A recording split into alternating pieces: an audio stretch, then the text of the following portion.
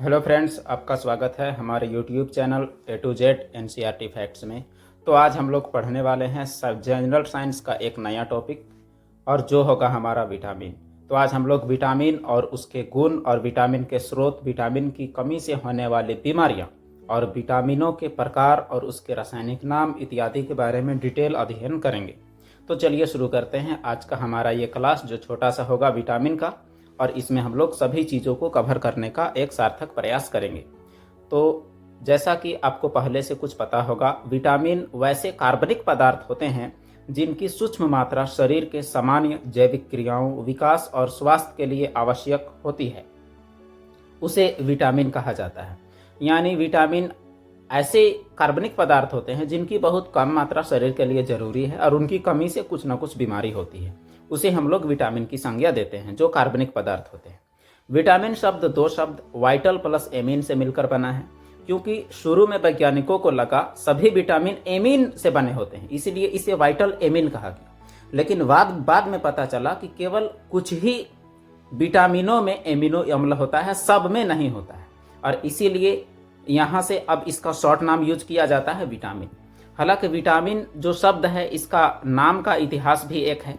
Vitamin शब्द का पहला प्रयोग फंक ने किया था, और इस वजह से बहुत सारे लोग विटामिन का खोज फंक के द्वारा किया गया यह बात भी मानते हैं। तो विटामिन का खोज फंक ने नहीं किया, बल्कि विटामिन शब्द का प्रयोग सबसे पहले फंक ने किया था। और अगर विटामिन की खोज की बात की जाए तो विटामिन की खोज लुनिन के द्वारा की गई है। तो ये दोनों चीजें आपको याद रखना है। विटामिन शब्द पूछा जाएगा तो फंक, और विटामिन की खोज पूछा जाएगा तो लुनिन। और अगर विटामिन की खोज पूछा जाए और लुनिन ऑप्शन में ना रहे तो आपको फंक ही मारना है। ठीक, तो देखते हैं हम लोग विटामिनों के प्रकार। तो विटामिनों का प्रकार हम लोग घुलनशीलता के आधार पर कर सकते हैं। एक वसा में घुलनशील विटामिन यानी फैट सोल्यूबल विटामिन, और दूसरा जल में घुलनशील विटामिन यानी वाटर सोल्यूबल विटामिन। तो वसा में जो विटामिन घुलते हैं उसमें से आता है KEDA, इसे हम लोग शॉर्ट में कह सकते हैं कीड़ा।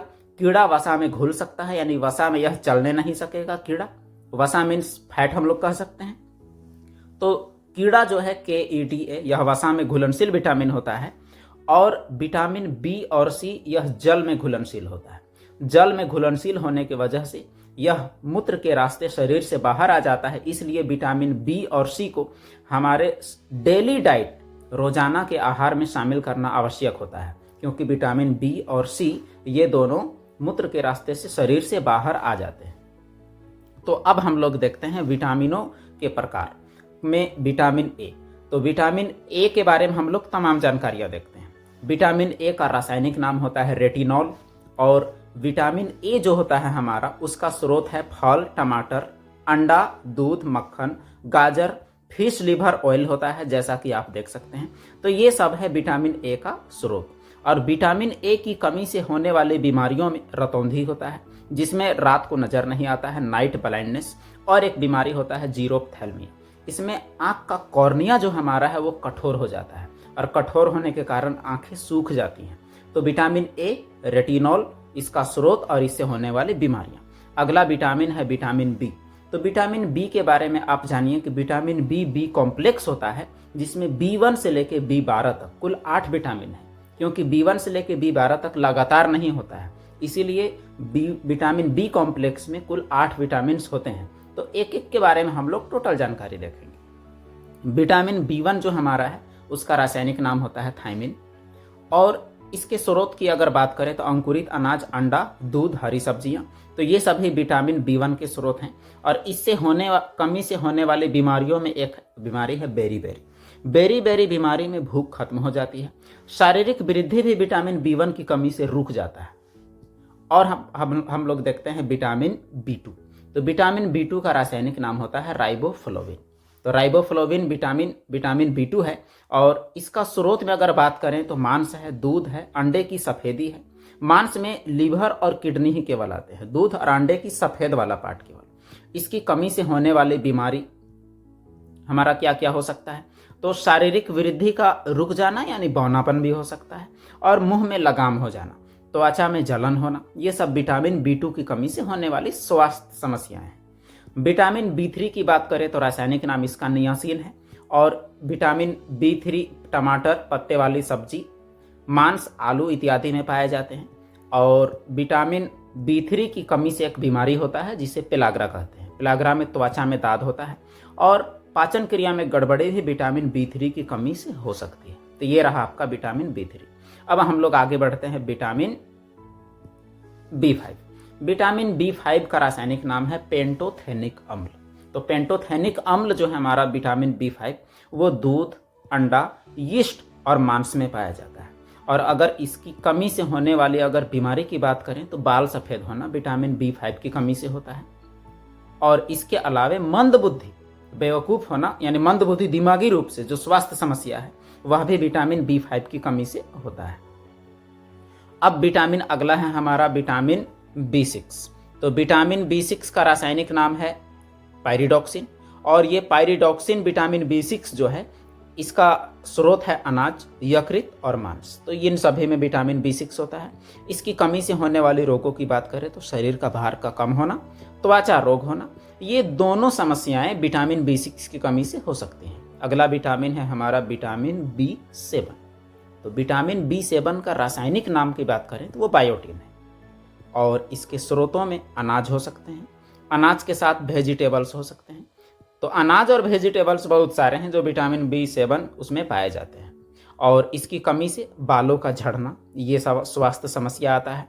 और मानव में लकवा का शिकार होना, यह भी विटामिन B7 की कमी से देखने को मिलता है।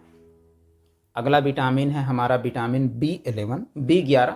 इसका रासायनिक नाम है फोलिक अम्ल। और इसका स्रोत है हरी सब्जियां, यकृत, फल और अंडे। तो ये सभी हैं विटामिन B11 के स्रोत। और इसकी कमी से समस्याओं की बात करें तो रक्त में हीमोग्लोबिन की मात्रा में कमी होना, इसका एक समस्या है B11 का। और पेचिश रोग भी कभी कभी B11 की कमी से देखने को मिलता है। अगला विटामिन है हमारा विटामिन B12।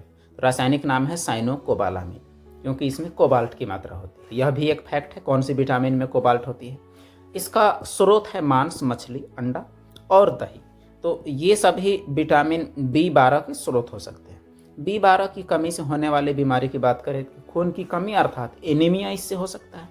अगला विटामिन B का सीरीज हमारा खत्म हो चुका। अगला मोस्ट इंपॉर्टेंट विटामिन है विटामिन C। तो विटामिन C का रासायनिक नाम होता है एस्कॉर्बिक एसिड, जो कि अम्लीय होता है। और इसके स्रोतों की बात करें तो आंवला इसका सबसे बेस्ट स्रोत है, नींबू, संतरा, पत्ती वाली सब्जियां, तो ये सभी विटामिन C के स्रोत हैं। और इससे रोग प्रतिरोधात्मक क्षमता भी वृद्धि होती है विटामिन C से। अस्कर्वी इससे होने वाली बीमारी का नाम है इसकी कमी से, जिसमें मसूड़े से खून आता है। तो अस्कर्वी विटामिन C की कमी से होता है। अगला विटामिन है विटामिन D। इसका रासायनिक नाम है कैल्सीफेरॉल। तो कैल्सीफेरॉल जो है इसका स्रोत की बात करें तो सूर्य का प्रकाश इसका बेस्ट स्रोत है।